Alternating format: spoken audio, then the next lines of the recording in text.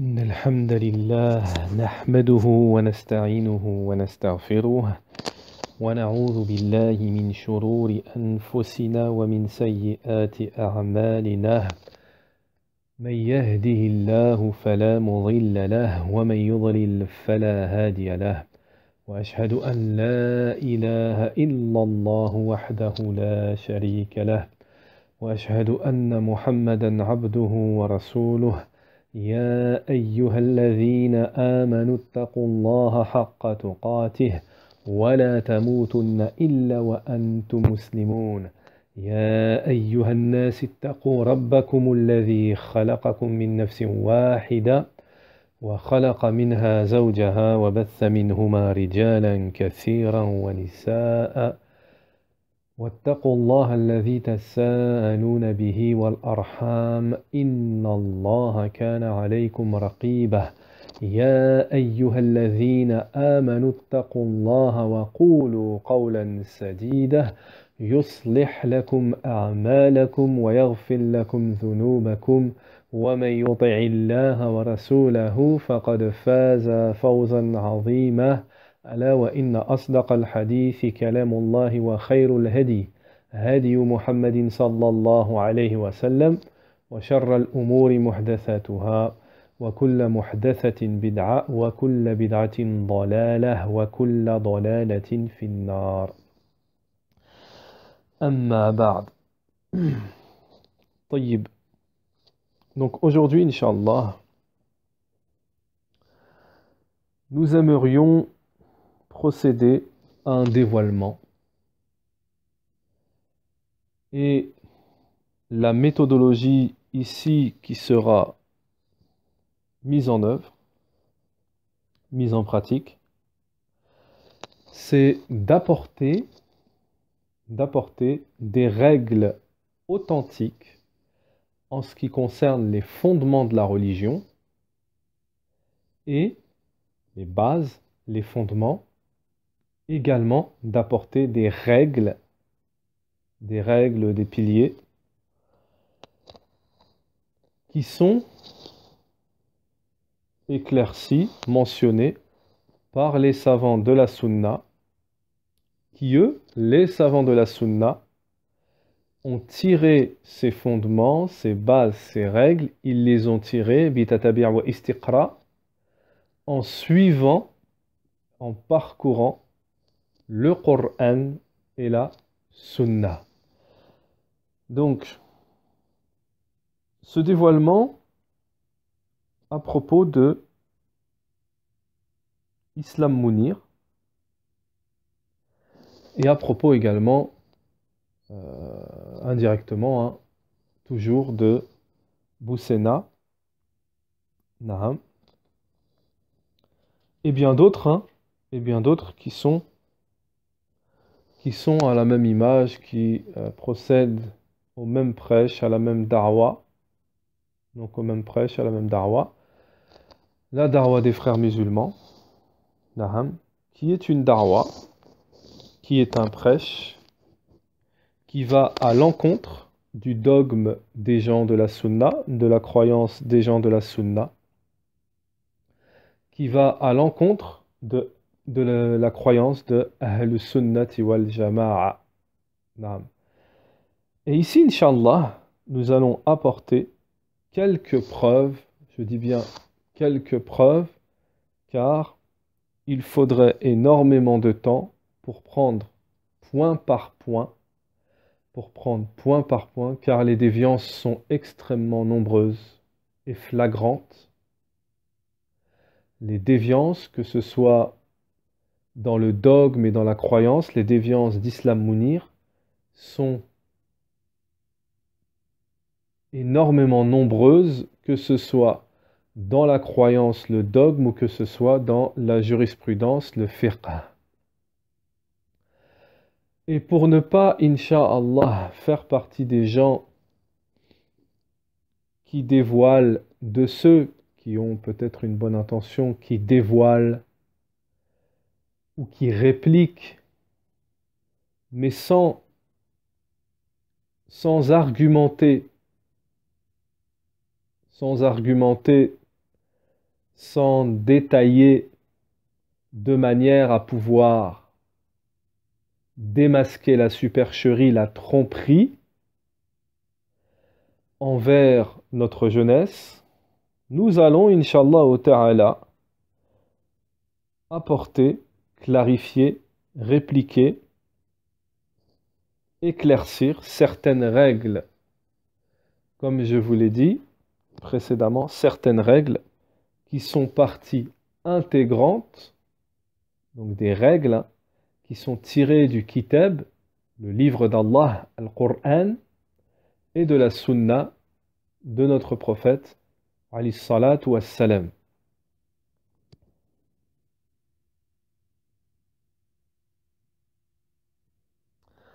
Donc ici, on va citer des règles, des fondements pour que vous puissiez cerner la tromperie.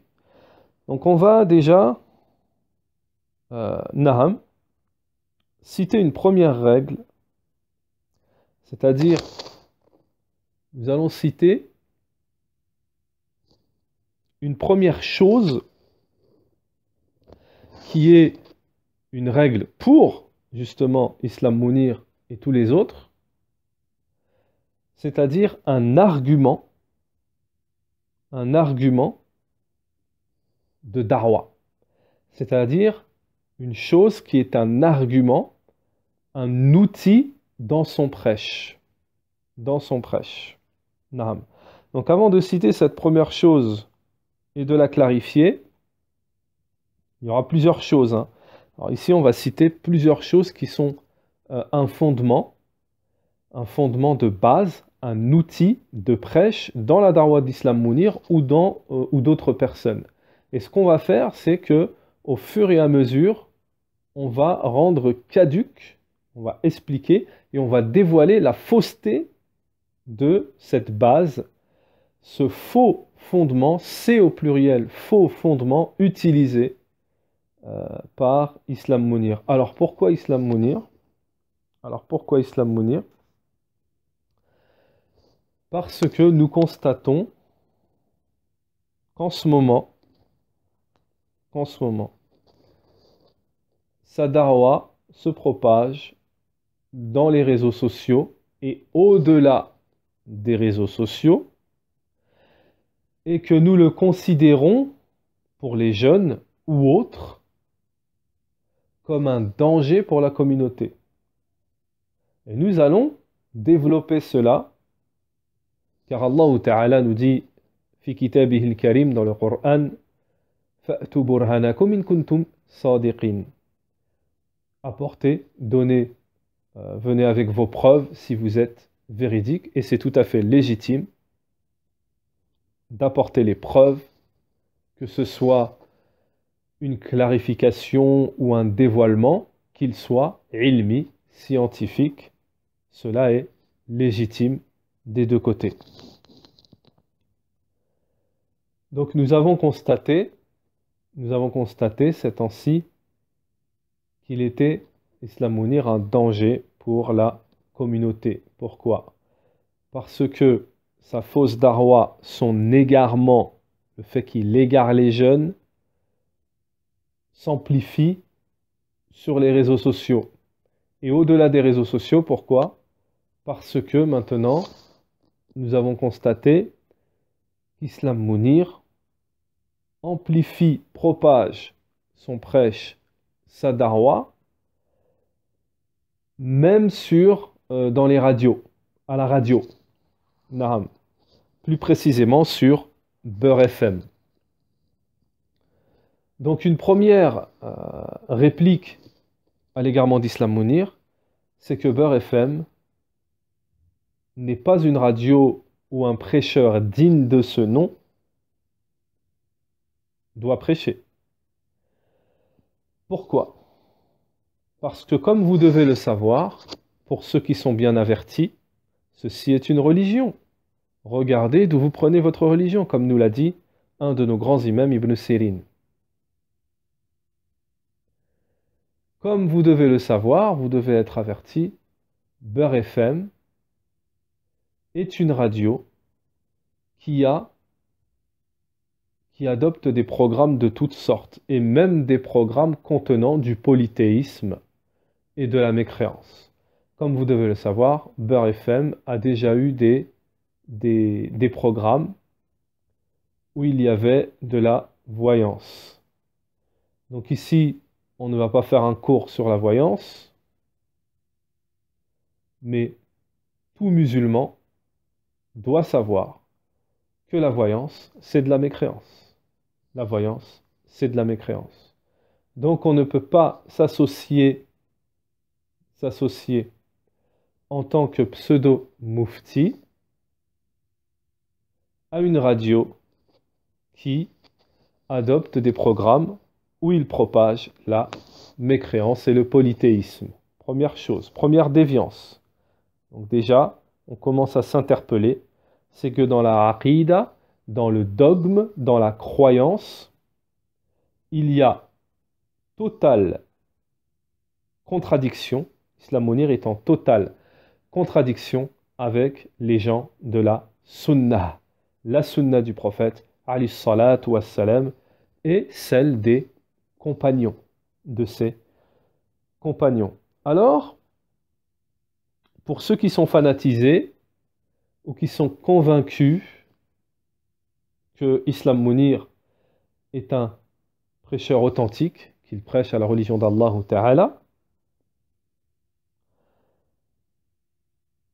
au vu de l'éducation, la méthodologie de l'école qu'il suit, plutôt l'égarement, la secte des frères musulmans qu'il suit, ces gens-là, ces suiveurs, tout de suite reviendront à la fausse croyance que leur a inculqué, appris Islam Mounir en se disant oui, mais euh, il prêche, il faut faire passer le prêche avant le fait d'être intégriste ou dur, ou, etc.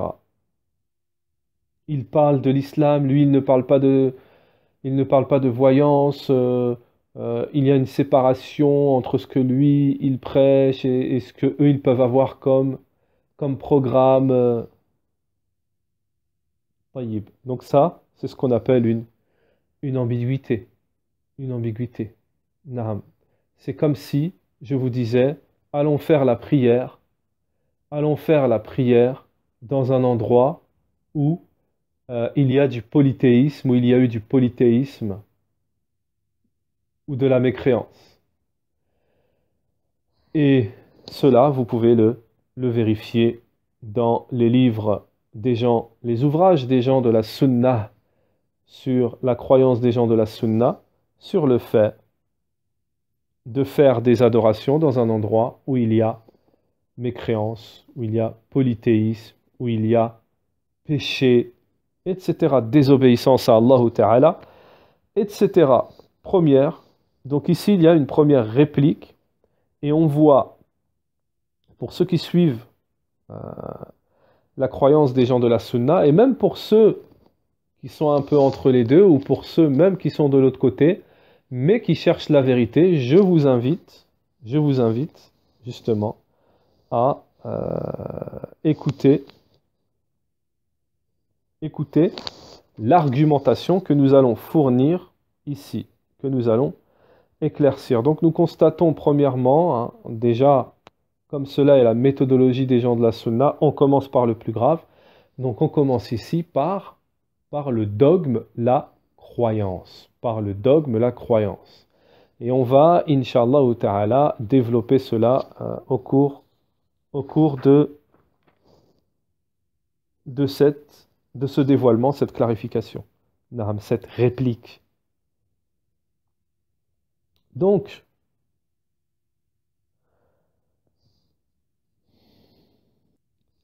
alors, la première règle que je voudrais vous apporter, qui est un fondement chez les gens de la Sunna, qui est une règle qui est connue, c'est que si les bases sont corrompues, tout le reste sera corrompu. Je répète, ici, nous allons travailler avec les bases des gens de la sunna. Des bases. Si vous avez compris ces bases, habituellement, on acquiert ces bases, ces règles, ces fondements par un apprentissage de la croyance des gens de la sunna. C'est-à-dire, on prend des cours, on doit prendre des cours. Et c'est tout au long de ces cours, de cet apprentissage, que l'on acquiert, que l'on assimile les bases, les règles, les fondements des gens de la sunna. Naam. Mais comme ce n'est pas le cas pour tout le monde ici, et que beaucoup de gens sont dupés par des fausses règles apportées par Islam Mounir, des fausses règles, des fausses bases, des fondements qui n'existent pas, des fondements des gens de l'innovation, alors ici, on va faire un cours, plutôt une mise en garde, ça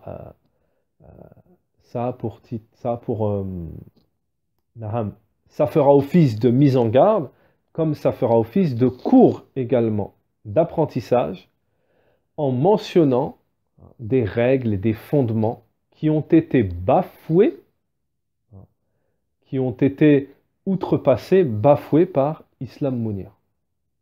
Alors ce premier fondement que je vous apporte ici, donc on a clarifié, donc on va clarifier également au fur et à mesure, on ne va pas parler d'une seule déviance dans la aqidah, dans le dogme, dans la croyance d'Islam Mounir, on va en citer plusieurs, dont un extrêmement grave.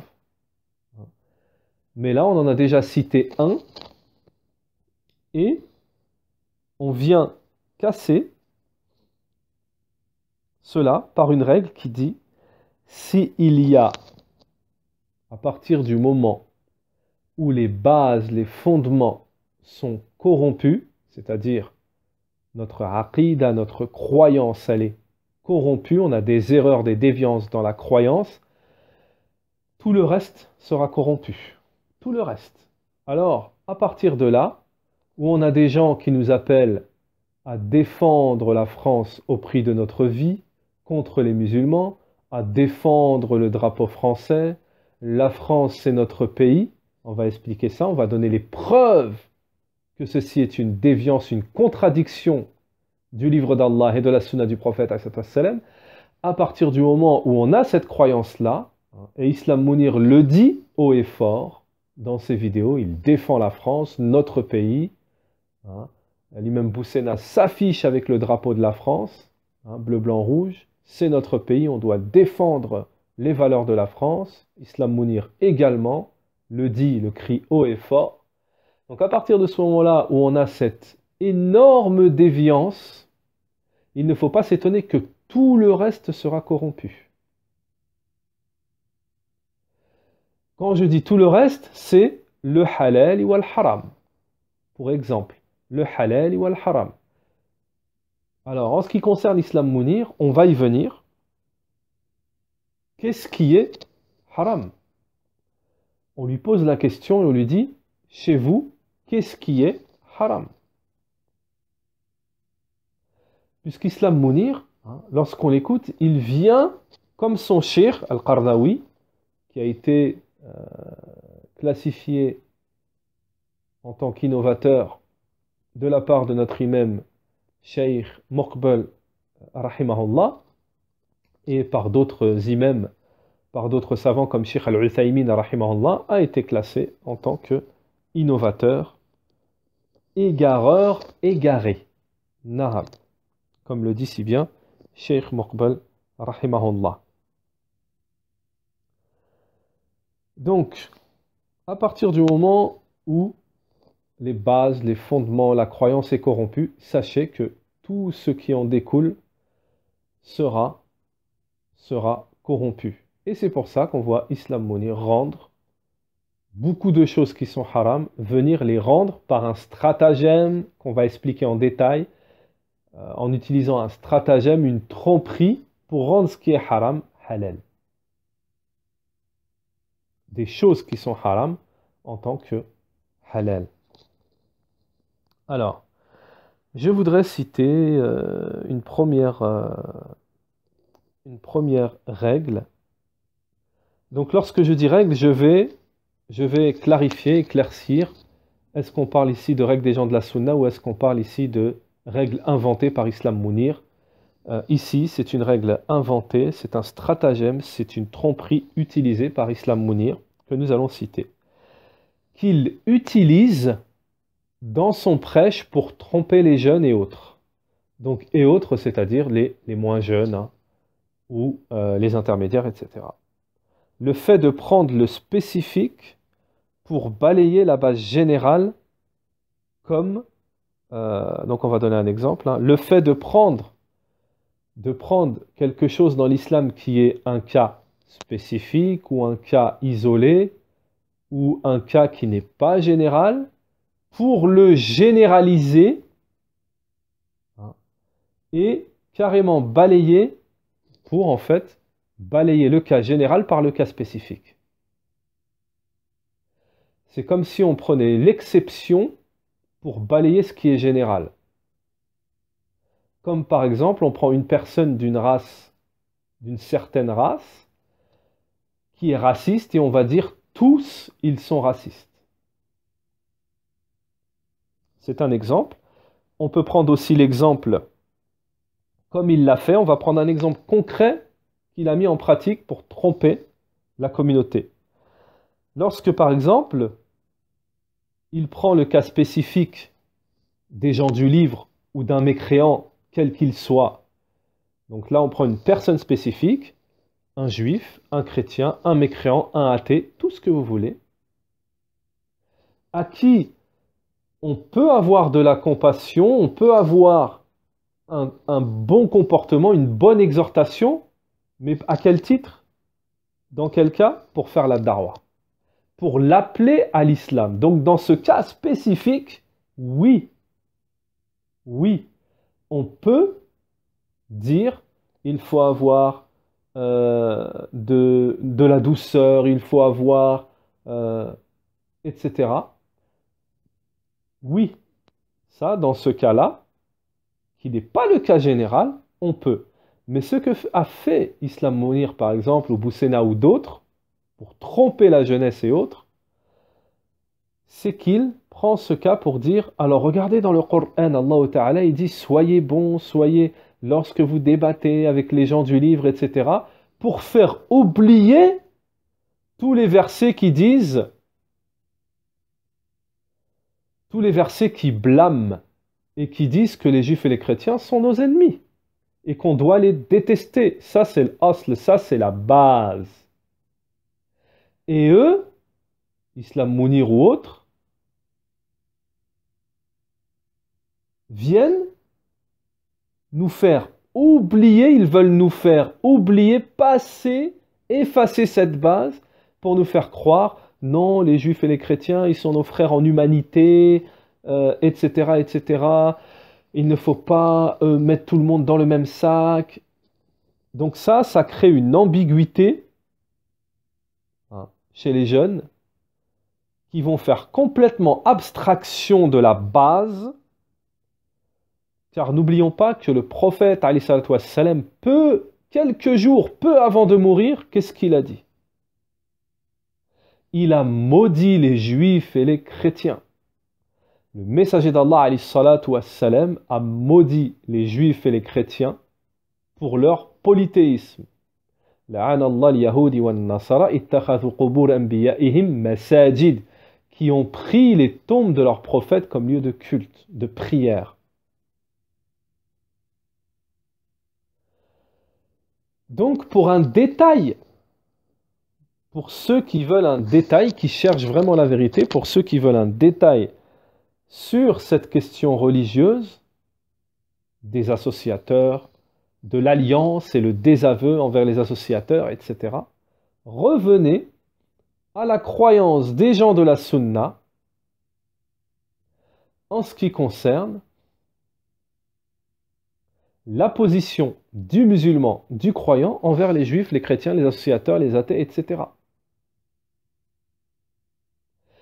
Et à ce moment-là, lorsque vous aurez pris conscience, connaissance de cette vérité, de cette vraie croyance, vous aurez compris et saisi la supercherie, la tromperie de Islam Mounir et Boussena et les autres. Donc, on voit clairement la première et la plus importante et la plus dangereuse déviance d'Islam Mounir qui se trouve dans sa croyance. Qui se trouve dans sa croyance. Et je le répète ici, là c'est une règle des gens de la Sunna. Lorsque les bases, les fondements sont corrompus, la croyance, le dogme, le tawhid, etc. sont corrompus, tout le reste sera corrompu. Naam. Également dans une autre vidéo, Islam Mounir, dans une autre vidéo, dans un blog où il fait un voyage, je crois que c'était en Inde, où il fait un voyage avec un groupe de musulmans. Donc, on ne parle même pas des visites de temples. On ne parle même pas des visites de temples qui sont l'emblème de la mécréance, du polythéisme, où il fait des visites, il visite des temples, etc. Mais également, lorsque une des sœurs qui a fait ce voyage avec Islam Mounir apporte son témoignage par rapport à ce voyage, je cite, elle dit, à peu près dans ses propos, elle dit, voilà, je suis fier de notre religion qui est ouverte par rapport aux autres religions, qui est tolérante envers les autres religions, comme si elle appelait à la réunion, l'unification des religions, ce qui est une déviance dans la croyance. Ce qui est une déviance flagrante dans la croyance. Donc là également, revenez à l'aveu et le désaveu en ce qui concerne les associateurs, etc. Notre religion est ouverte, elle accepte toutes les religions, entre parenthèses l'associationnisme, bon, le polythéisme, l'association, pardon, le polythéisme, comme si l'islam acceptait l'association, le polythéisme. Naham. À ce moment-là, Islam Mounir aurait dû Naham intervenir et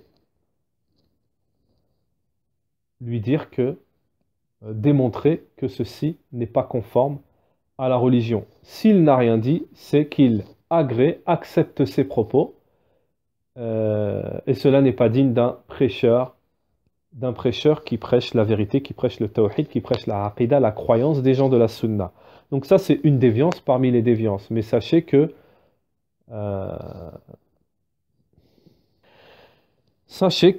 en ce qui concerne la croyance d'Islam Mounir ou Boussena, mais ici c'est plus spécifique à Islam Mounir, on a déjà parlé dans une autre vidéo de Boussena, Abdelmoun'im Boussena, ici c'est plus spécifique à Islam Mounir, on voit déjà dès le début qu'en ce qui concerne le dogme, la croyance des gens de la Sunna, il est en totale contradiction. Et pour cela, nous citerons la définition de l'islam chez les savants de la Sunna, qui est, je cite, الإسلام هو الاستسلام لله بالتوحيد والانقياد له بالطاعة والبراءة من الشرك وأهله. Donc, l'islam, c'est la soumission à Allah Ta'ala, l'istislam lillahi bit-tawhid, dans son unicité, et c'est الانقياد له بالطاعة, et c'est l'assujettissement à Allah Ta'ala dans son obéissance. Et ici, à la fin, ce qui vient en contradiction avec Islam Mounir, c'est وَالْبَرَاءَةُ مِنَ الشِّرْكِ وَأَهْلِ, le désaveu du polythéisme et de ses adeptes. Naham. Donc, ça c'est la première chose. Je répète le fondement. Lorsque la croyance est corrompue, tout le reste sera corrompu. Donc la première règle que nous citons ici, pour sa darwa, le fait de prendre le spécifique pour balayer la base générale, comme l'amour des juifs et Naham. Donc on vient d'expliquer ce point, hein, le fait de dire non, les juifs et les chrétiens, etc. Et les juifs et les chrétiens, on ne doit pas les blâmer, les détester dans l'absolu parce que, donc j'ai déjà expliqué ça, il prend les cas spécifiques pour venir balayer la base, la généralité. Et ça, cet argument de darwa, cet argument de prêche, il le met en pratique dans beaucoup de domaines, dans plusieurs domaines, pas seulement dans la croyance. Il le met aussi en pratique, c'est un argument de darwa également, un faux argument de darwa, également dans la jurisprudence. Alors, également comme argument, outil d'égarement, dans son prêche, apporter des cas, des avis isolés ou faibles, ou inventés ou hors sujet concernant la jurisprudence, afin de semer la confusion, ou convaincre afin de rendre le haram halal. Alors, je vais répéter, pour ceux qui n'ont pas compris du premier coup, il faudra relire ou réécouter plusieurs fois, bien que nous allons développer, expliquer cette fausse règle, ce faux argument de vente apporté par Islam Mounir. Donc, apporter des cas, des avis isolés ou faibles ou inventés ou hors sujet concernant la jurisprudence, afin de semer la confusion ou convaincre ou afin de rendre le haram halal. Exemple, la jurisprudence, pour celui qui ne l'a pas étudiée, il est facile de se faire berner. Et on va donner des exemples. Exemple, la tromperie de Islam Mounir sur le fait de serrer la main, qui a inventé une règle de jurisprudence, qui a complètement inventé une règle de jurisprudence contraire à celle connue chez les savants de la Sunna. Donc je cite Islam Mounir dans son intervention sur Beurre FM à propos de la question qui lui est posée sur le fait de serrer la main, la permission est-il permis de serrer la main aux femmes, il dit, religieusement, tout est autorisé jusqu'à preuve du contraire. Alors ceci est une fausse règle, ceci est faux, et cela est en totale contradiction avec les fondements dans la jurisprudence chez les gens de la Sunna. Cheikh Al-Uthaymin, rahimahullah, un de nos grands savants spécialistes de la jurisprudence, a dit.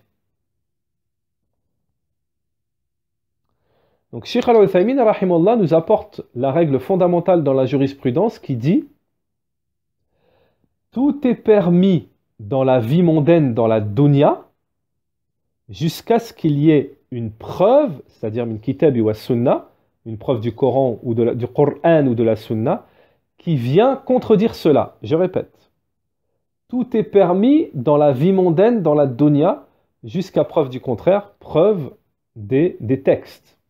Une preuve dans les textes. Et dans le dogme, dans la croyance, dans l'adoration, on ne pratique pas tant que l'on n'a pas un texte. Ça veut dire on ne fait rien sans preuve dans le dogme, dans la croyance, donc dans la religion.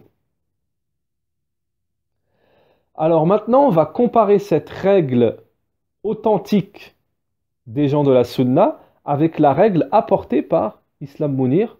Islam Mounir nous dit « Tout est permis dans la religion, donc religieusement, jusqu'à preuve du contraire. » Cheikh Al-Uthaymin nous dit « Dans la religion, on ne fait pas, ne pratique pas tant qu'on n'a pas une preuve. Donc tout n'est pas permis jusqu'à preuve du contraire. » Donc c'est carrément le contraire de ce que dit Islam Mounir.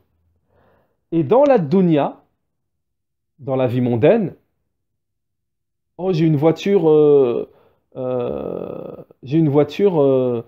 a un clignotant. Est-ce que c'est halal ou haram? Tant que tu n'as pas de dalil qui t'interdit cette chose faisant partie de la vie mondaine, un exemple, hein, alors tu peux le pratiquer. Mais dans la religion, oh, est-ce qu'il est permis, euh, lorsqu'on va dans une mosquée, euh, par exemple, de boire 7 verres d'eau, puis de s'asseoir, de se relever et de boire 5 verres d'eau. Et ensuite de dire Allahu Akbar. On te dira, là tu pratiques quelque chose dans la religion, mais quelle est la preuve? Car dans la religion, on ne pratique pas sans preuve. Donc tu as pratiqué quelque chose sans la preuve. Alors, ça, c'est un des arguments, une des supercheries, des tromperies d'Islam Mounir. Il dit également, dans la même intervention en ce qui concerne le fait de serrer la main aux femmes, il dit il n'y a aucune preuve authentique, aucune preuve, il dit, il n'y a aucune preuve de l'interdiction qu'on n'a pas le droit de serrer la main aux femmes. Donc là, c'est carrément là, je ne vais pas entrer dans son intention. Est-ce qu'il avait l'intention de mentir ou pas? Donc son intention, elle est pour lui, entre lui et son Seigneur, mais en tout cas, c'est un mensonge.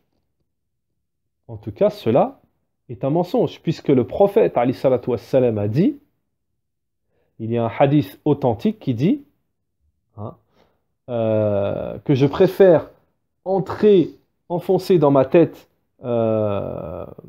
comme une barre de fer, plutôt que de toucher une femme étrangère, hein, plutôt que de toucher une femme qui lui est étrangère.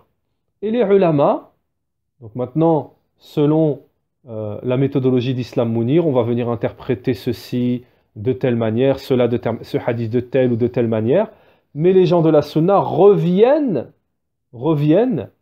au prophète et à ses compagnons qui, eux, ce sont eux les plus habilités, hein, à nous, les mieux placés, à nous expliquer les versets et les hadiths.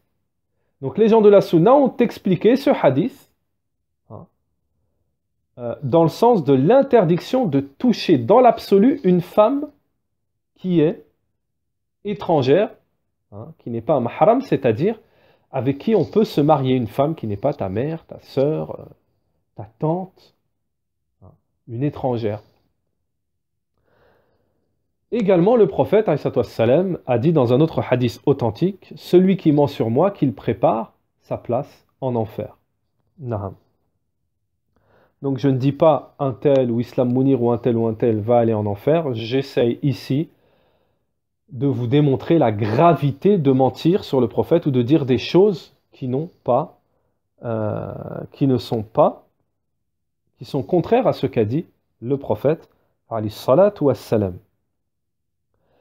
Également, les ulama, les savants de la sunna, ont expliqué hein, ce hadith en disant qu'il est formellement interdit de toucher une femme qui n'est pas une femme qui est étrangère, donc de serrer la main aux femmes. Cela est connu chez les gens de la sunna. Naham. Donc on va écouter qui? Les gens de la sunna, les compagnons, qui n'ont pas serré la main, les compagnons, hein, qui n'ont pas serré la main aux étrangères, ou on va écouter Islam Mounir, un pseudo-mufti, car pour se proclamer ou être qualifié en tant que mufti, c'est-à-dire quelqu'un qui donne des avis religieux, je peux vous assurer qu'il y a des conditions, vraiment techniques qu'Islam Mounir ou autres en France ne remplissent pas. Naham. Donc sur ma chaîne YouTube, j'ai déjà une fois fait un petit rappel, une petite intervention sur les conditions de celui que doit avoir, hein, remplir celui qui fait du mufti, de celui qui fait des avis religieux. Non. Donc ça, c'est la première chose. La jurisprudence, pour celui qui ne l'a pas étudiée, il est facile qu'il se fasse pour lui berner. Exemple, la tromperie d'Islam Mounir sur le fait de serrer la main, qui invente une règle, où il dit, je cite, religieusement, tout est autorisé. Alors,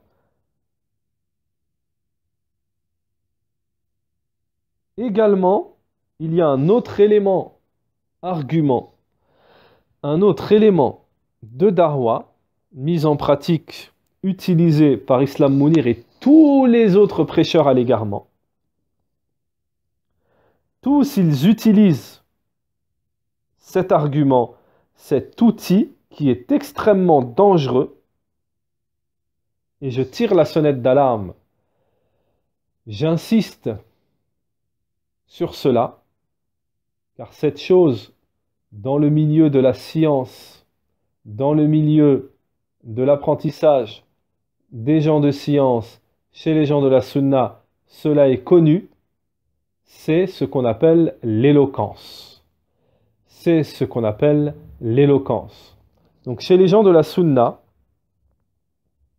il est connu, comme le disent les gens de la sunna, les savants, tirés de paroles prophétiques, lorsqu'ils disent Na'am, en ce qui concerne l'éloquence, al-balagha naw' min as-sihr. L'éloquence est un genre de sorcellerie. Alors vous trouvez ça dans un chapitre, cela est mentionné dans un des chapitres du livre de l'unicité, Kitab al-Tawhid. Donc, l'éloquence est un genre de sorcellerie. Les savants expliquent cela en disant que celui qui utilise l'éloquence pour tromper, pour ramener, tromper, duper les gens, l'éloquence, pourquoi c'est un genre de sorcellerie? Parce que lorsqu'on utilise l'éloquence, on vient masquer la vérité par le faux, comme le disent les savants. L'éloquence, elle vient masquer le faux, plutôt la vérité par le faux. Naham. Alors à ce moment-là, les gens sont dupés lorsque quelqu'un s'exprime avec éloquence. On est comme ensorcelé. Et à ce moment-là, on n'arrive plus à distinguer le vrai du faux, puisque le vrai est masqué par le faux. Voilà comment les ulama expliquent cette question religieuse qu'est l'éloquence en tant que genre de sorcellerie. Donc ça, c'est la deuxième chose, c'est la troisième plutôt, troisième argument, règle, faux argument, faux outil, fausse règle, appliquée, utilisée par Islam Mounir. Alors également, une fois qu'on a compris leur stratagème, leur tromperie, on comprend alors quel est leur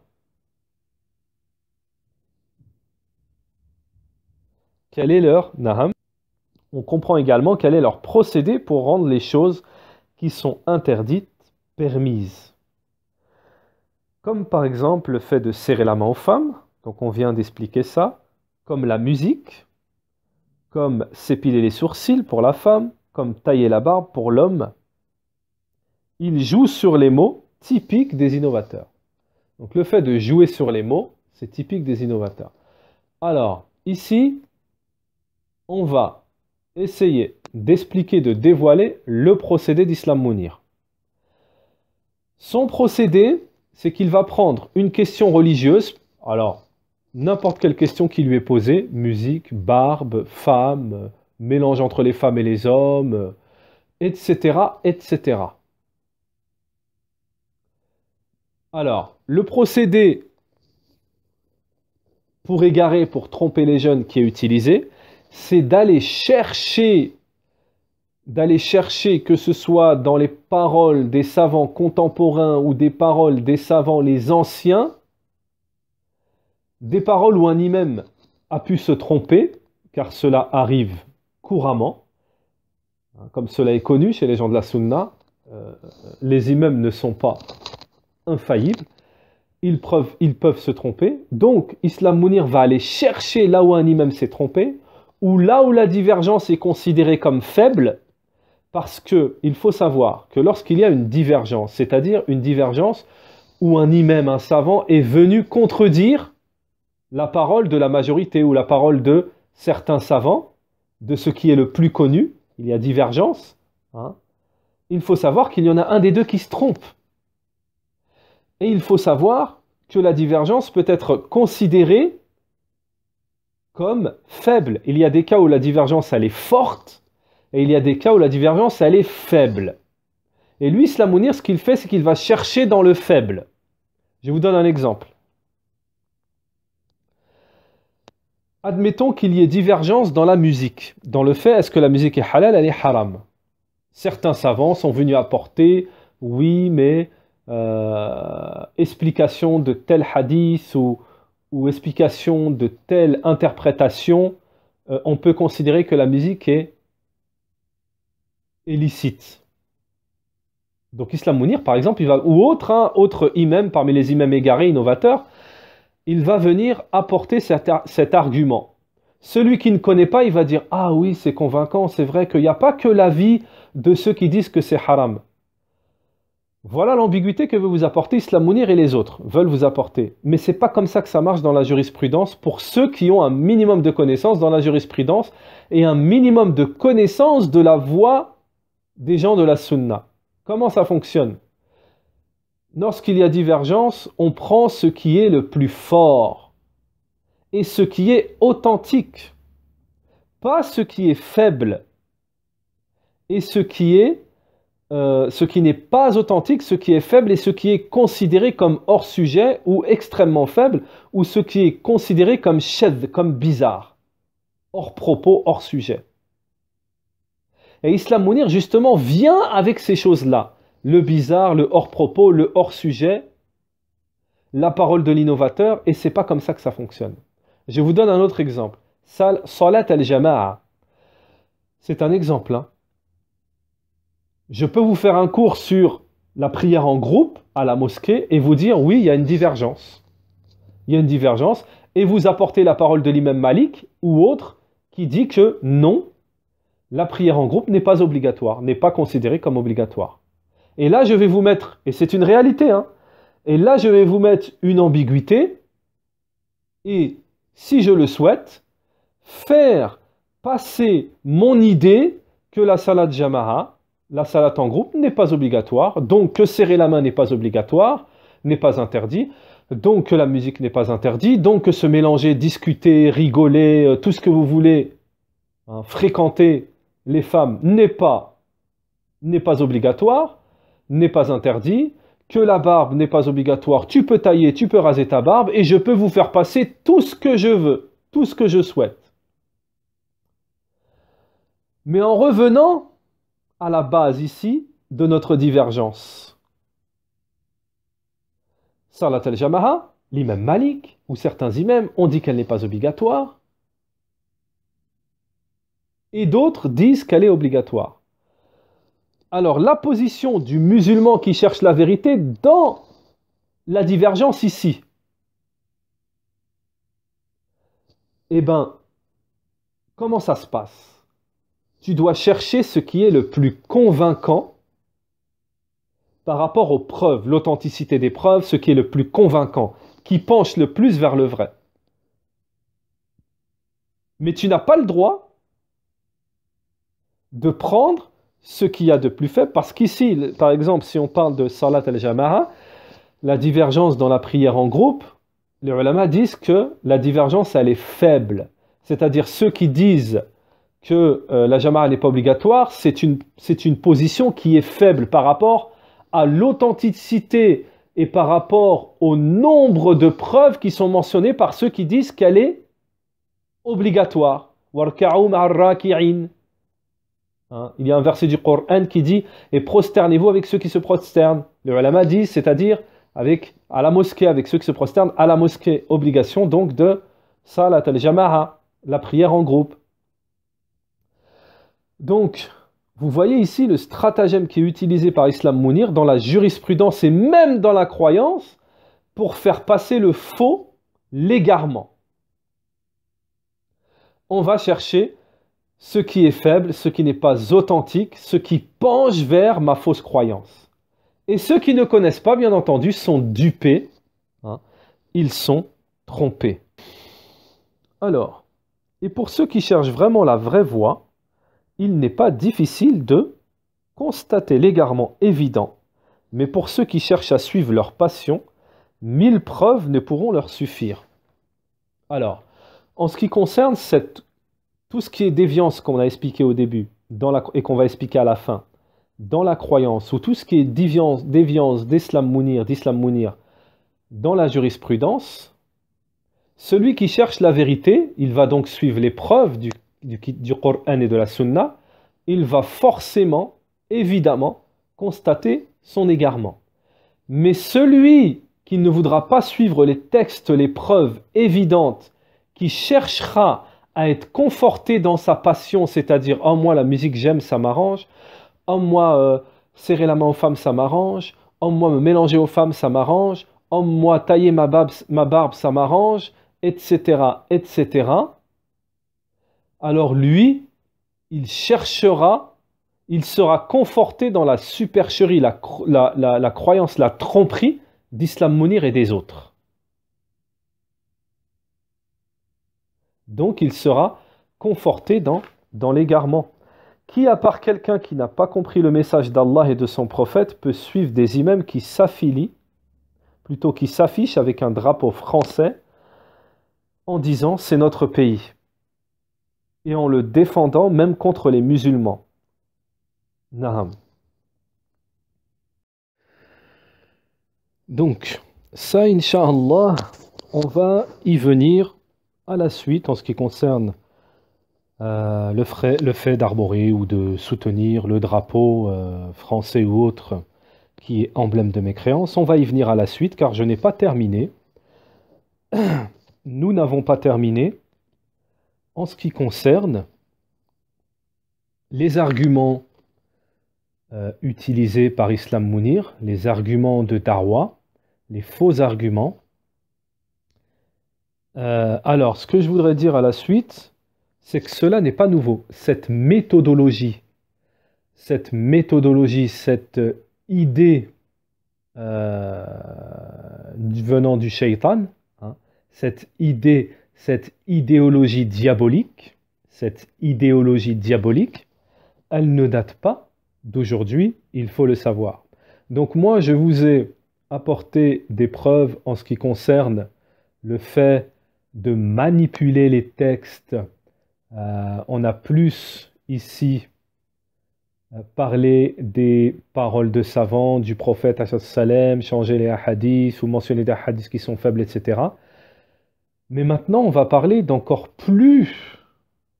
des choses qui sont plus textuelles, hein, que là on rentre vraiment carrément dans la parole d'Allah Ta'ala, c'est que cette idéologie diabolique, elle a été mentionnée, donc cette idéologie diabolique qui est adoptée par les innovateurs, par même les polythéistes, même les associateurs, on va détailler ça ici, elle est mentionnée par Allah Ta'ala lui-même dans le Coran. C'est-à-dire que ce que fait Islam Mounir, sa méthodologie, son argument d'égarement, Allah Ta'ala, il en parle dans le Coran.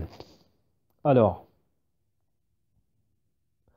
dans le verset de la sourate numéro 3, Ali Imran, le verset numéro 7, je cite. Allah Ta'ala nous dit: هو الذي أنزل عليك الكتاب منه آيات محكمات هن أم الكتاب وأخر متشابهات فأما الذين في قلوبهم زيغ فيتبعون ما تشابه منه ابتغاء الفتنة وابتغاء تأويله وما يعلم تأويله إلا الله والراسخون في العلم يقولون آمنا به كل من عند ربنا وما يذكر إلا أولو الألباب. Traduction du verset. C'est lui qui a fait descendre sur toi le livre. il s'y trouve des versets sans équivoque, des versets clairs, qui sont la base du livre, et d'autres versets qui peuvent prêter à d'interprétations diverses. Les gens donc qui ont au cœur une inclinaison vers l'égarement mettent l'accent sur les versets à équivoque, cherchant la dissension en essayant de leur trouver une interprétation, alors que nul n'en connaît l'interprétation à part Allah Ta'ala. Mais ceux qui sont bien enracinés dans la science disent « Nous y croyons, tout est de la part de notre Seigneur, mais seuls les doués d'intelligence s'en rappellent. » Ceux qui cherchent vraiment la vérité. Ceux qui cherchent vraiment la vérité. Surat Ali Imran, surat numéro 3, verset 7, lisez-le plusieurs fois. Et si vous avez Tafsir Ibn Kathir, carrément, allez voir l'explication, le Tafsir. Moi, je vais vous donner une explication, un Tafsir des ulama. Inch'Allah. Donc, les savants de la Sunna nous disent les versets du Coran se divisent en deux catégories. Les versets du Coran sont de deux catégories. Les versets équivoques et les autres versets qui sont clairs, qui n'ont pas besoin d'interprétation. Donc, comme nous le dit Allah subhanahu wa ta'ala ici dans le Coran, puisque les savants viennent nous transmettre la parole d'Allah ta'ala, et comme ils sont l'intermédiaire, les savants, entre les prophètes et nous, ils nous expliquent. Donc ils ont dit, les savants, à propos de ce verset, que les gens de l'innovation, et même les associateurs, ils prennent les versets qui prêtent à équivoque, c'est-à-dire ce sont des versets qui ont besoin d'une autre explication, d'un autre texte, pour venir les éclaircir.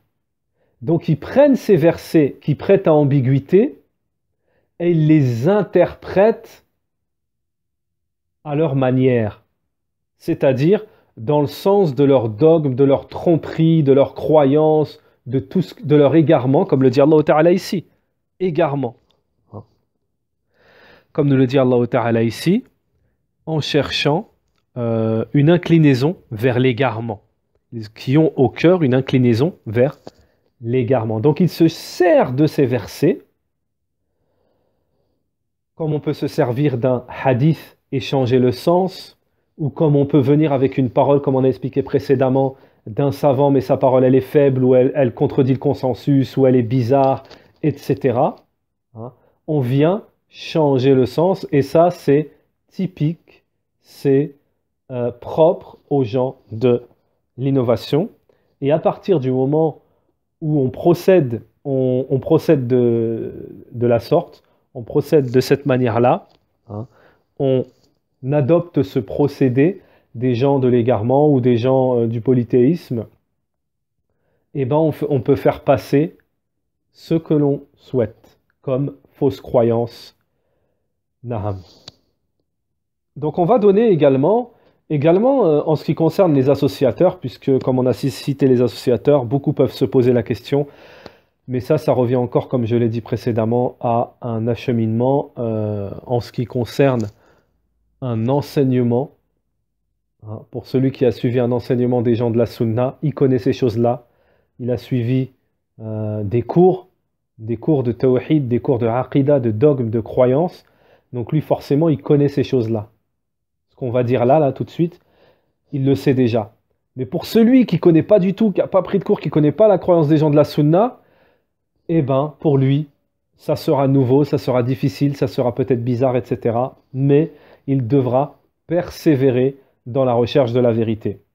Alors, on a parlé des polythéistes, pourquoi? Parce que les associateurs, que ce soit aujourd'hui ou hier, les associateurs, les anciens, les nouveaux, utilisent la parole d'Allah Ta'ala, les versets du Coran, pour venir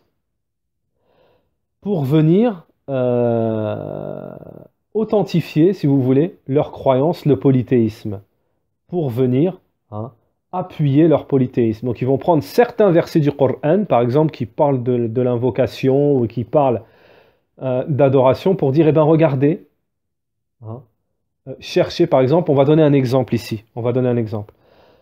Par exemple, il y a un verset qui dit « Et cherchez le moyen de vous rapprocher d'Allah Ta'ala ». Les associateurs dans ce verset, ils ont dit « Regardez les moyens ». Le moyen, ça veut dire qu'on peut passer par l'invocation, on peut passer par le polythéisme, c'est-à-dire invoquer les morts, etc., hein, pour se rapprocher d'Allah. Les savants, ils ont donc expliqué. Donc on voit ici que ce verset, il prête à ambiguïté, parce que il n'y a que les savants qui sont habilités à nous expliquer, nous donner l'explication de ce verset. Donc les savants, ils ont expliqué ce verset en disant, les savants nous ont expliqué ce verset en disant, le moyen mentionné, le moyen de se rapprocher ici, mentionné par Allah Ta'ala dans ce verset, le moyen c'est le kitab wa sunnah. C'est passer par le kitab wa sunnah pour se rapprocher d'Allah. Et le polythéisme dans le Kitab wa Sunnah, il est prohibé, il est interdit, il est blâmé. Puisqu'Allah Ta'ala, dans un autre verset qui là, c'est un verset qui est clair, hein, qui nous dit « Inna Allah la yaghfiru an yushraka bihi wa yaghfiru ma duna dhalika liman yasha » Et certes, Allah ne pardonne pas qu'on lui associe quoi que ce soit. À part cela, il pardonne à qui il veut. Ça, c'est clair. Le polythéisme, Allah Ta'ala ne le pardonne pas. Et le polythéisme, c'est quoi? C'est de vouer, de prendre une adoration qui est spécifique, quel que soit le genre d'adoration, de le prendre et de le vouer à autre qu'Allah. Alors que toutes les adorations ne doivent être vouées qu'à Allah seul, sans associer. Donc vous voyez même ici que les associateurs, les polythéismes, hein, ils prennent des versets du Coran pour faire passer leurs croyances. Leur shirk, leur polythéisme. Et c'est comme ça que beaucoup de musulmans se font avoir. Eh bien, c'est le même procédé en ce qui concerne les innovateurs. Ils prennent des versets du Coran, même des hadiths, pour dire, regardez ce qu'a voulu dire Allah Ta'ala, comme quoi on peut faire ça, on voit bien Boussena, hein, dans une de ses vidéos, qui prend un verset du Coran et qui dit, regardez, on a le droit de diverger. On a le droit d'avoir une aqidah, un dogme différent. Donc j'ai déjà répliqué hein, sur cette fausse croyance dans la mise en garde, sur la chaîne, dans la mise en garde contre Abdelmouhin, Boussena, Naham. Donc voilà. À partir de ce moment-là, j'ai gardé le plus grave, je l'ai gardé pour la fin, pour que ça reste gravé dans les mémoires. J'ai gardé le plus grave pour la fin, pour que cela reste gravé dans les mémoires. Alors, nous disions, qui à part quelqu'un qui n'a pas compris le message d'Allah et son messager peut suivre des imams qui s'affilient à un drapeau français et disent c'est notre pays et on le défendra même contre les musulmans. Allah Ta'ala dit celui qui les prend pour alliés, donc moi je réplique et nous répliquons avec la parole d'Allah Ta'ala, Sourate 5 verset 51, Sourate Al-Maïda verset 51 qui dit celui qui les prend pour alliés fait partie d'eux. يا أيها الذين آمنوا لا تتخذوا اليهود ولا النصارى أولياء بعضهم أولياء بعض ومن يتولاهم منكم فإنه منهم إن الله لا يهدي القوم الظالمين. Donc, regardez la parole d'Allah Ta'ala qui est une réplique à Islam Mounir. Ô les croyants, ne prenez pas pour alliés les juifs et les chrétiens, ils sont alliés les uns des autres. Et celui d'entre vous qui les prend pour alliés devient un des leurs. Shahid Huna, le point témoin ici, et celui qui les prend parmi vous pour alliés devient un des leurs. Allah ne guide certes pas les gens injustes. Nous devons défendre notre pays, la France, notre drapeau, le drapeau français, les valeurs de la France, de la République. Allah Ta'ala nous dit et celui d'entre vous qui les prend pour alliés devient un des leurs. Naham. Ya ayyuhalladhina amanu la tattakhidhu al-yahuda wan-nasara, j'avais dit wan-nasara, wan-nasara awliya'a ba'duhum awliya'u ba'd wa man yatawallahum minkum fa innahu minhum inna Allah la yahdi al-qawma adh-dhalimin. طيب Wan Nasara. Nasara. طيب. C'est parce que souvent dans le Coran, lorsqu'on lit le Coran, souvent on confond avec un autre verset, donc il faut faire attention. Hein. Là, j'avais confondu avec un autre verset, c'est pour ça que j'ai dit Walan Nasara, alors que c'est Wan Nasara. Mais comme j'avais un doute, j'ai relu en arabe pour me corriger. Walhamdulillahi Rabbil Alamin. Tayyib. Alors ensuite, également, pour ceux qui prétendent j'ai lu le Coran, il n'y a pas de texte, il n'y a pas tout ça. Nous leur disons, alors, parce qu'il y a des gens qui sont des apôtres, des fanatiques, des fans de Islam Mounir, et Boussena également, ils disent, j'ai lu tout le Coran et il n'y a pas tout ça. Nous leur disons, la première chose qu'Allah Ta'ala blâme dans le Coran, c'est la mécréance. Donc là, pourquoi on parle de mécréance on est dans la réplique le drapeau de la France, comme emblème. Boussena, il s'est montré avec le drapeau de la France. Islam Mounir, il défend la France également. Il est prêt à combattre pour la France. Donc pour la France, entre parenthèses, l'emblème de la mécréance, les grands mécréants de la France, les grands ennemis d'Allah, les grands ennemis de l'islam, ceux que vous retrouverez en face de vous lorsqu'il y aura la guerre vers la fin des temps. Ça c'est un signe de la fin des temps, il y aura la guerre entre les kuffars et les musulmans. Parmi les premiers que vous retrouverez dans le champ de bataille en face de vous, ce seront les Français avec leur drapeau. Il ne faut pas se faire d'illusions.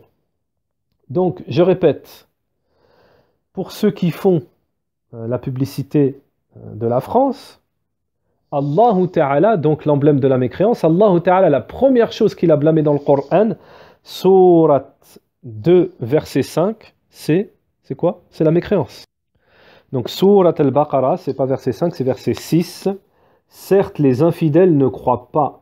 Cela leur est égal que tu les avertisses ou non, ils ne croiront jamais. Innal ladhina kafaru sawa'un 'alayhim a anzartahum am lam tunzirhum la yu'minun. La première désobéissance blâmée mentionnée dans le Coran, c'est la mécréance. Naham. Alors également, et le drapeau français est un emblème de la mécréance dont vous n'avez pas. Donc, pour ceux qui prétendent cela, vous n'avez pas lu le Coran.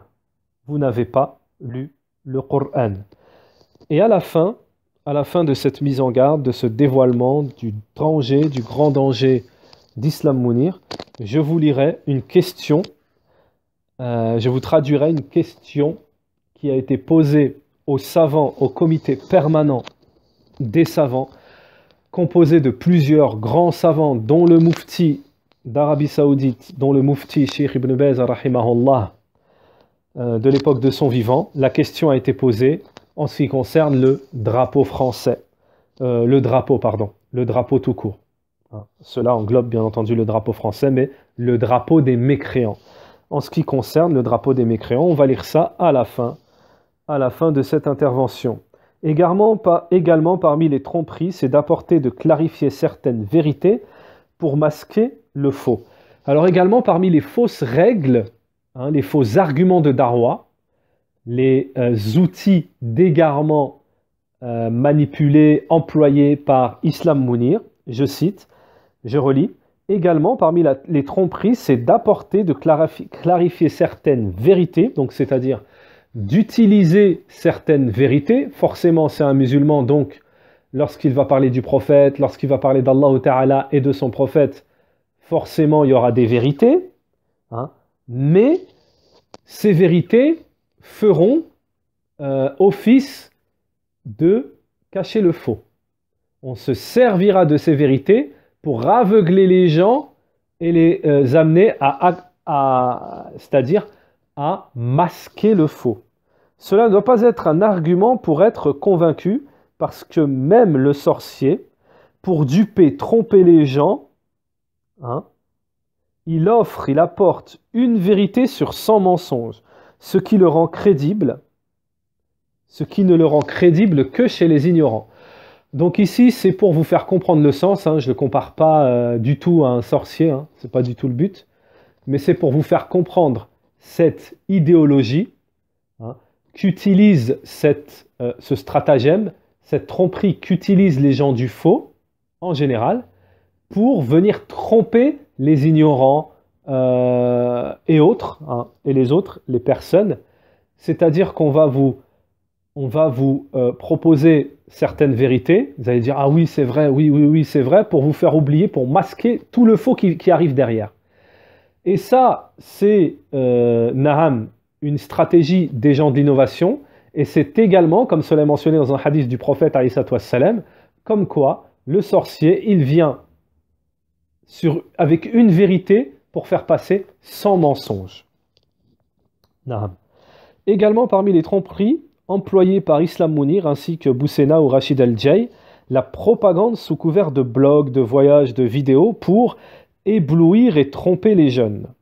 Je pose la question qui parmi les gens qui suivent le Kitab et la Sunnah, les savants héritiers des prophètes, a adopté cette pédagogie, cette méthodologie de se montrer en ihram ou devant la Kaaba, de prendre des photos alors que cela est formellement interdit par le gouvernement et les savants. Cheikh Al-Fawzan Hafizahullah dit, la parole d'Allah, elle touche, elle fait effet même si la personne ne le montre pas. Alors pourquoi toute cette propagande, des photos, des vidéos, dans des lieux sacrés, etc. Parce qu'ils répondent, alors on va répondre, hein, pourquoi toute cette propagande alors que les ulama ont interdit cela?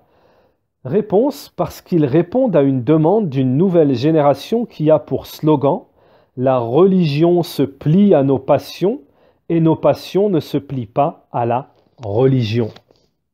Ce slogan, cette croyance qui contredit complètement la parole du prophète alayhi salatu wassalam, car le prophète alayhi salatu wassalam dans un hadith authentique a dit « La yu'minu ahadukum hatta yakuna hawahu muttabi'an lima ji'tu bihi » L'un d'entre vous ne sera pas croyant tant que sa passion ne sera pas conforme, en conformité ou dans le suivi, en conformité avec le suivi de ce avec quoi je suis venu, c'est-à-dire le Coran et la Sunna. Les passions de la personne, les envies, doivent être conformes avec le Kitab et la Sunna. Naham. Leur passion, donc, sans parler des versets de ceux qui suivent leur passion, en délaissant la religion. Il y a de nombreux versets qui parlent des gens des passions, ceux qui suivent leur passion, hein, en délaissant la religion. Donc ici pour vous dire que si que ce soit Islam Mounir ou Boussena ou tous les autres qui sont très très très dangereux et qui appellent à un égarement évident, si ils ont ce succès, entre parenthèses, succès on se comprend bien parce que ce n'est pas un succès dans le sens louable, hein. L'égarement, il n'y a rien de louable à égarer les gens, mais s'ils ont ce succès, ces gens qui se fanatisent pour eux, etc., c'est parce qu'il y a de la demande, il y a naham, il y a une demande derrière tout cela, il y a un encouragement de la part d'une nouvelle génération qui, comme je le dis, a pris pour slogan, la religion se plie à nos passions et nos passions ne se plient pas à la religion. Et ce slogan n'est pas spécifique, n'est pas propre, particulier à cette nouvelle génération, puisque nous l'avons prouvé. Les gens qui suivent leur passion, ou qui suivent les versets qui les arrangent, ou qui suivent ce qui les arrange dans la religion, cela ne date pas d'hier. Cela ne date pas d'aujourd'hui, naham, et cela ne date pas d'hier, c'est-à-dire que cela est très, très, très ancien, et cela est une idéologie diabolique, naham. Diabolique, on va apporter la preuve, le dalil. Le prophète, dans un hadith authentique, a dit naham, qu'il y aura, il a dans Sahih Bukhari, Sahih authentique, hadith authentique, Le prophète a khatta mustaqim, il a tracé un trait tout droit et il a tracé des traits sur les côtés, plutôt de droite à gauche sur ce trait droit. Sur le trait droit, il a dit ceci est mon droit chemin, et sur les traits de droite à gauche, le prophète a dit ceux-ci sont des chemins auxquels appellent les shayatin, des prêcheurs qui appellent à l'égarement. Donc des diables qui appellent aux portes de l'enfer. Du'at yad'una ila abwab jahannam. Donc, comment appellent-ils? Ils appellent avec leur idéologie, et cette idéologie, bien entendu, est diabolique.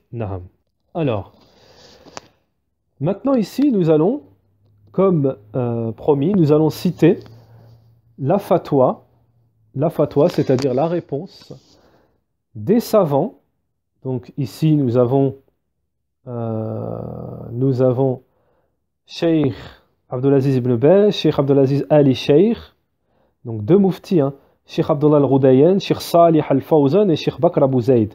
Fatwa de la commission permanente pour les recherches religieuses et la consultation. Donc ici, voici la réponse en ce qui concerne les drapeaux. Les drapeaux. Comment les drapeaux des mécréants. Réponse. Louange à Allah. L'un des objectifs de la charia est de distinguer le musulman des mécréants et des débauchés. Cette distinction doit se refléter dans sa foi, dans ses mœurs, dans sa conduite et sa façon de penser, voire dans son apparence. Son langage est dans la rupture de toute affection et loyauté envers toute personne qui ne croit pas en Allah et à son messager. De nombreux arguments religieux explicites et implicites corroborent ce principe islamique. Les arguments mettent en garde contre sa violation et sa négligence à travers l'imitation de ceux qui ne croient pas en Allah et au jour dernier, et ne s'interdisent pas ce qu'Allah et son messager interdisent à ce propos. Allah le puissant et majestueux dit « Puis nous t'avons mis sur la voie de l'ordre une religion claire et parfaite. Suis cela donc et ne suis pas les passions de ceux qui ne savent pas. » Sourate 45, verset 18. Les passions de ceux qui ne savent pas. Et ni les juifs et ni les chrétiens ne seront jamais satisfaits de toi jusqu'à ce que tu suives leur religion. Dis certes, c'est la direction d'Allah qui est la vraie direction, mais si tu suis leur passion après ce que tu as reçu de science, tu n'auras contre Allah ni protecteur ni secoureur. Sourate 2, verset 120. Et juge alors parmi eux d'après ce qu'Allah a fait descendre, ne suis pas leur passion, et prends garde qu'ils ne tentent de t'éloigner d'une partie de ce qu'Allah t'a révélé. Et puis s'ils refusent le jugement révélé, sache qu'Allah veut les affliger ici-bas. Pour une partie de leurs péchés, beaucoup de gens, certes, sont des pervers. Coran 5, 49. Et le moment n'est-il pas venu pour ceux qui ont cru que leur cœur s'humilie à l'évocation d'Allah et devant ce qui est descendu de la vérité, le Coran, et de ne point être pareil à ceux qui ont reçu le livre avant eux? Ceux-ci trouvèrent le temps assez long et leur cœur s'endurcir, et beaucoup d'entre eux sont pervers. Coran 57, 16. Les versets qui abondent et d'autres parmi les versets qui abondent dans ce sens sont bien connus. Quand le prophète vit Amr ibn As, vêtu de deux habits jaunâtres, il lui dit « Ceci fait partie de l'accoutrement des mécréants, ne le porte plus ». Cité par Muslim dans son sahih authentique, il est rapporté dans les deux sahih, dans les deux recueils authentiques, que le prophète avait cessé de laisser ses cheveux pendre sur sa nuque pour se différencier des mécréants. Il dit « Différenciez-vous des idolâtres, laissez pousser votre barbe et rasez votre moustache ». Cité dans les deux recueils authentiques. Les hadiths et les traditions rapportées des ancêtres pieux, des salafs, dans ce sens sont nombreux et célèbres. Ce qui précède permet de savoir que l'on applique réellement l'islam que si on se conforme intérieurement et extérieurement à l'ordre d'Allah et son messager, de manière à réserver sa loyauté à Allah Ta'ala, à son messager et à ses frères dans la foi. Conformément à la parole du transcendant d'Allah Ta'ala, vous n'avez d'autre allié qu'Allah, son messager et les croyants qui accomplissent la prière, s'acquittent de l'aumône et s'inclinent devant Allah Ta'ala. Coran, Sourate 5, verset 55. Le croyant doit désavouer nettement les mécréants et leurs partisans, qu'ils soient chrétiens, juifs, mages, athées ou partisans d'autres croyances contraires à l'islam, pour permettre aux musulmans de sauvegarder le principe précité, de le mettre à l'abri des déviances et des altérations, les textes religieux interdisant l'imitation des mécréants dans les manières de parler, leurs actes, leur tenue et leur comportement général. Car cela comporte un danger pour la foi du musulman. Car cela comporte un danger pour la foi du musulman. On craint qu'il en arrive à approuver leur mécréance et leur égarement. Le prophète sallallahu alayhi wa sallam a dit « Je suis envoyé peu avant l'heure de la fin du monde, muni d'un glaive afin qu'on adore Allah seul sans rien lui associer. Ma substance est placée à l'ombre de ma lance, sera complètement humilié quiconque s'oppose à mon ordre. Quiconque cherche à ressembler à des gens en fait partie. Man tashabbaha biqawmin fahuwa minhum. Rapporté par l'imam Ahmed et par d'autres grâce à une bonne chaîne de transmission. Plutôt, par une bonne chaîne de transmission.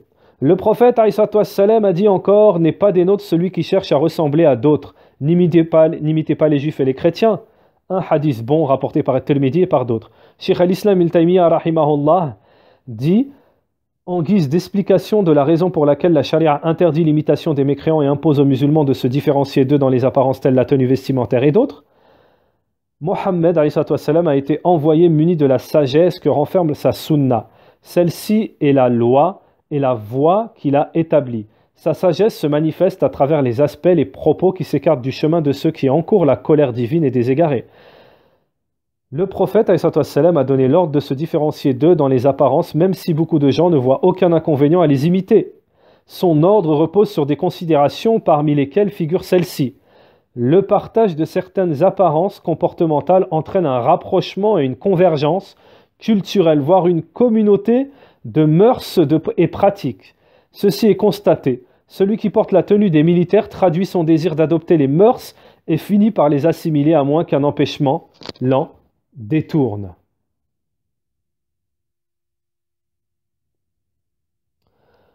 Alors également, la non-observance des apparences comportementales islamiques entraîne un éloignement et une séparation aboutissant à une rupture génératrice de colère divine et d'égarement. Cette non-observance entraîne encore l'éloignement et la conduite des gens bien guidés et agréés. Elle empêche aussi la réalisation de la rupture imposée par Allah dans les rapports entre ses soldats bienheureux et ses ennemis perdants. Donc, j'explique rapidement. Cela signifie, cette parole des savants ici, elle signifie qu'à force d'adopter le comportement, la tenue vestimentaire, les idéologies des mécréants, on finira par les adopter. Eux-mêmes, on finira par adopter leur idéologie, leur comportement et leur tenue. Donc, cela ira en totale contradiction avec la voix d'Allah Ta'ala, et au contraire, on encourra la colère divine et on sera en contradiction avec toute la sunna, tout ce qu'a inculqué le prophète dans sa sunna, le prophète, alayhi salatu wassalam. Plus le cœur est vivant et imbu de la connaissance de l'islam, du vrai islam, et non de celui affiché, plus le cœur est vivant et imbu de la connaissance de l'islam, du vrai islam et non de celui affiché, même s'il reflète des croyances intimes acceptables dans l'ensemble, plus parfait est le sentiment de la nécessité de se démarquer intérieurement et extérieurement des juifs et de ces chrétiens, et plus éloigné on est de leurs mœurs adoptées par certains musulmans.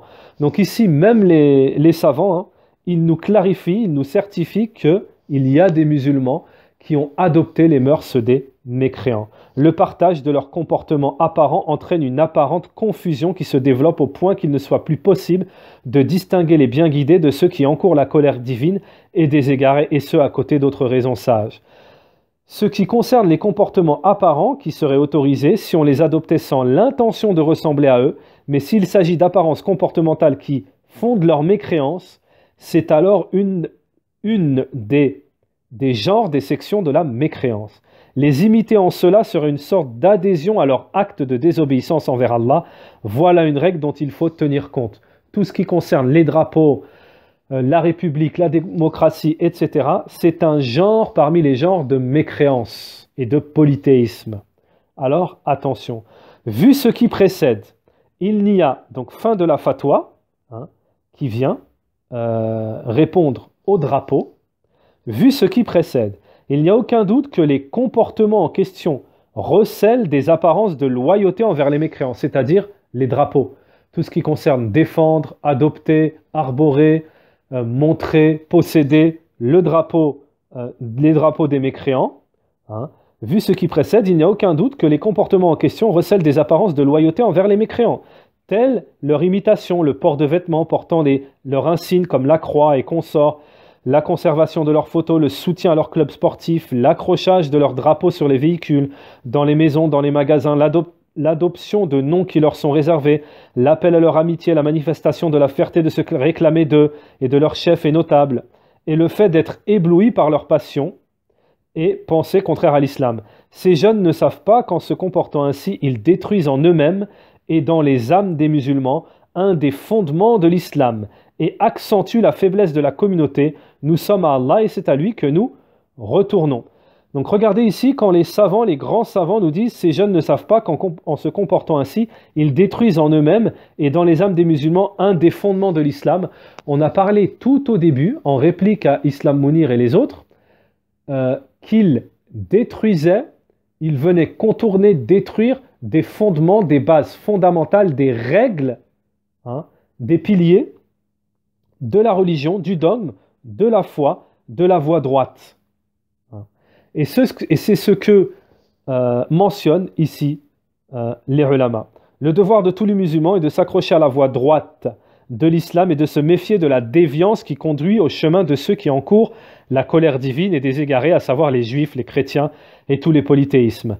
Les musulmans doivent se recommander mutuellement le bien, la crainte d'Allah et tout ce qui comporte du bien et de la puissance pour l'islam et pour les musulmans, et ne pas aider à perpétuer, à propager le contraire. L'assistance ne vient que d'Allah, puisse Allah bénir et saluer notre prophète Mohammed, sa famille et ses compagnons. Naham. Donc, Inch'Allah ta'ala, nous allons nous arrêter, nous contenter, sanaktafi bihada al-qadr, nous allons nous contenter de cela, Inch'Allah. سبحانك اللهم وبحمدك وأشهد أن لا إله إلا أنت واستغفرك وأتوب إليك وصلى الله وسلم على نبينا محمد وعلى آله وصحبه أجمعين.